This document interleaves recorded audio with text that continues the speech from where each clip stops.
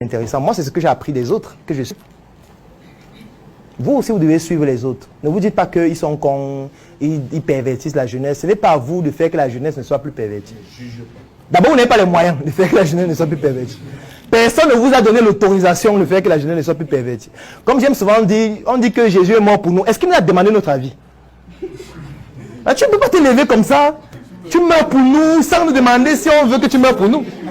Peut-être nous, on devait choisir quelqu'un d'autre pour qu'il meure pour nous. Pourquoi toi? Parce que maintenant, tu nous juges. Tous les jours, tu dis que c'est moi pour vous. Personne ne t'a demandé de mourir pour nous. Meurs pour toi-même. Ne meurs pas pour nous. Ne meurs pas pour nous. Parce que tu ne peux pas prendre une décision pour nous sans nous. C'est-à-dire que contre nous. Et après, tu nous dis que comme j'ai pris cette décision pour vous, désormais, voilà mes commandements. Non, non, non, non. Non, non, moi, je ne suis pas d'accord avec ça. C'est une manipulation. Parce que c'est comme si tu es en couple avec une fille. Vous êtes en couple, vous deux. Ça peut vous aider tout à l'heure. Et ce qui se passe là, c'est quoi? C'est que tu rentres un jour à la maison. Elle a préparé le poulet avec les frites de plantain. Elle a pris une bonne bouteille de whisky avec des diluants, les glaçons et tout ça. D'abord que tu te demandes que je n'ai pas rassuré le matin là, puis là. Mais bon, tu te dis que bon, ok, elle m'aime quand même. Ça peut arriver. Même si elle n'a pas d'argent, ça peut arriver. Vous mangez bien. Dès que tu finis de manger, elle te sert encore à manger. Donc tu manges après avoir mangé. Et maintenant, demain matin, elle te dit, comme j'ai préparé hier et tu as mangé et c'était bon, j'ai beaucoup dépensé pour ce repas. J'ai dépensé près de 500 000. Donc désormais, première chose, il ne veut plus que tu rentres après 19 h.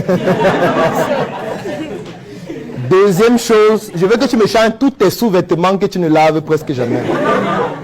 Troisième chose, je veux que tu m'obéisses. Quand je te demande le code de ton téléphone, tu me le passes. Et je regarde si nous sommes en harmonie. Tu vois, et elle te rappelle maintenant ça chaque jour pour l'éternité. Est-ce que c'est sérieux? Un jour tu vas dire que Dieu est maman.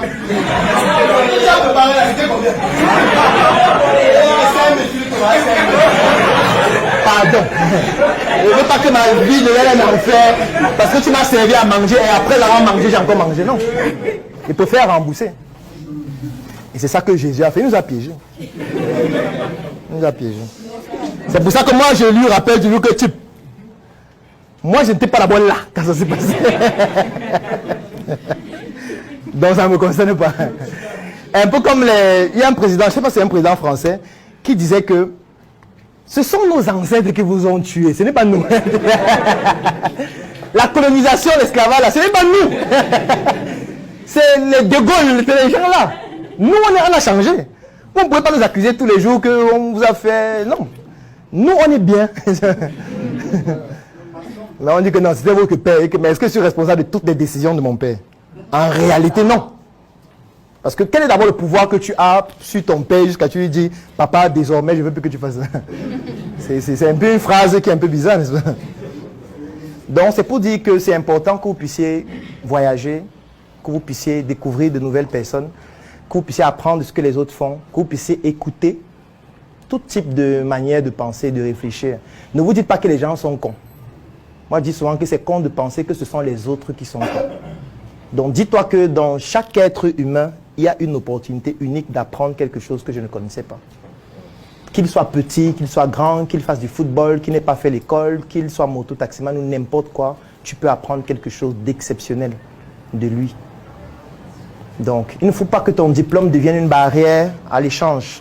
Il ne faut pas que ta famille, il ne faut pas que tes moyens financiers deviennent une barrière au fait de pouvoir apprendre ce que les autres ont à te présenter.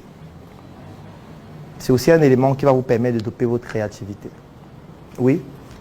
Si vous pouvez vraiment savoir si c'est possible de changer un comportement, justement, par exemple, si c'est des recherches, donc il va pouvoir faire la petite demande.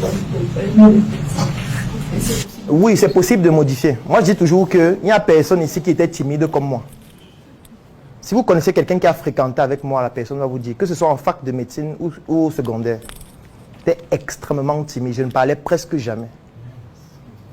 Tous ceux qui ont fréquenté avec moi vont vous dire ça. Quand je venais en classe, je m'asseyais toujours derrière, je ne parlais à personne. Dès qu'on finit le cours, je ressortais tranquillement, je rentrais chez moi. Et chez moi, je fermais toujours la porte, j'étais dans la chambre seul. Je parlais avec personne, même pas avec les voisins. Donc les voisins venaient souvent, ils pensaient que je suis mort. Tu vois, ils cognaient souvent pour savoir si je suis mort. Dès qu'ils cognent, ils disent que ouais, voisin, ah d'accord, on me laisse souvent savoir. Parce qu'on a peur. Ben, tu es entré là depuis 2 jours, tu n'es pas sorti. On a eu peur que peut-être on va venir voir que tu es en décomposition. Il dit que non, t'inquiète pas, je suis là, je suis là. Mais aujourd'hui, je suis devant. Aujourd'hui, on dit même que je suis arrogant. Aujourd'hui, on dit que je suis prétentieux. Ça veut dire que j'ai changé. Ça veut dire que c'est possible. On dit que je bavarde beaucoup alors que je ne parlais presque pas. C'est possible de changer. C'est juste que c'est un processus. Et c'est un processus qui va forcément passer par des frustrations. Parce que les frustrations vont te pousser aussi à changer. Hein. Quand tu as 1 gourmand, 2 gourmands, 3 gourmands, 4 gourmands. Après, tu te demandes que mais c'est quoi? Je n'ai pas le droit d'être heureux. C'est la première chose. Deuxième chose, c'est quand tu souffres beaucoup, tu es obligé de parler. Parce que si tu ne parles pas, tu vas mourir. Quand tu souffres trop, tu n'arrives pas à manger, tu vas faire comment? À un moment donné, tu seras obligé de dire, gars, s'il te plaît. C'est soit tu ne parles pas et tu meurs, soit tu romps ta barrière, tu dis que gars, il n'y a rien à manger là, s'il te plaît. Sauve un gars qui est en train de souffrir. Donc la première chose, ce sont les frustrations. La deuxième chose, c'est d'être dans un environnement qui te conditionne à le faire. Ça veut dire que quand tu es dans un environnement où les gens osent régulièrement faire des choses, même si tu ne le fais pas immédiatement, à partir d'un certain moment, ça va commencer à faire germer en toi une flamme qui va te dire, je vais aussi essayer.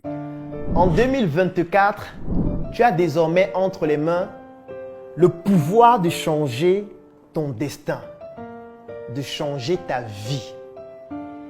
Je sais que tu as des projets, mais parfois la chose qui te manque, c'est la visibilité nécessaire pour permettre à ces projets de toucher la cible que tu recherches afin que les réalisations te permettent de te réaliser. Moi aussi, j'ai rencontré les mêmes problèmes, les mêmes difficultés. Il y a de cela pratiquement 10 ans, lorsque je me lançais en entrepreneuriat, j'avais 800 idées par seconde, mais parfois, pour permettre, même ne serait-ce qu'à une seule de ces idées de toucher la cible, je manquais de moyens nécessaires pour pouvoir bénéficier d'une visibilité extraordinaire qui permettrait à mes projets de pouvoir se développer. J'ai trémé, je me suis battu, j'ai échoué, j'ai bouffé des tontines et pratiquement 10 ans après, j'ai tout de même, avec beaucoup de résilience, réussi à réaliser des prouesses extraordinaires et surtout à bâtir une communauté importante. Aujourd'hui, je voudrais te permettre de bénéficier de ce que j'ai réussi à bâtir parce que je sais exactement ce que tu rencontres comme difficulté actuellement. J'ai conçu une offre. Cette offre comporte une publication de ton projet sur ma page Facebook Dr Claudel Nombissier qui fait plus de 700 000 abonnés. 2 formations dont l'une s'appelle Générer des prospects en ligne et hors ligne pour te permettre de pouvoir trouver des clients. Et comme je sais que pour trouver des clients, tu vas faire face à des objections du style « ça coûte trop cher, ça ne m'intéresse pas, j'ai déjà un produit ou un service dont je suis satisfait », tu bénéficies aussi d'une 2e formation vidéo dont le thème c'est l'art de gérer les objections de tes clients. Le 3e élément dont tu vas bénéficier dans cette offre, c'est un e-book dont le titre c'est « Entreprendre et investir différemment ». Oui, parce que lorsqu'on n'a pas beaucoup de moyens, on doit pouvoir penser différemment. Et la 4e chose, c'est un groupe privé. Je suis certain que tu te demandes à ce moment combien coûte cette offre. Et parce que tu te poses cette question, j'ai donc décidé de te l'offrir au prix de 10 000 francs CFA. Oui, tu l'as bien écouté. 10 000 francs CFA pour bénéficier de toute cette offre ou 25 € pour toutes les personnes qui résident à l'extérieur du Cameroun. L'avantage, c'est que peut-être toi, tu n'en as pas besoin, mais tu pourrais permettre à un proche, à un frère, à un ami ou à un porteur de projet de bénéficier de cette offre extraordinaire afin de lui permettre de se réaliser durant l'année 2024. Je vais laisser un lien dans la description de cette vidéo et en commentaire.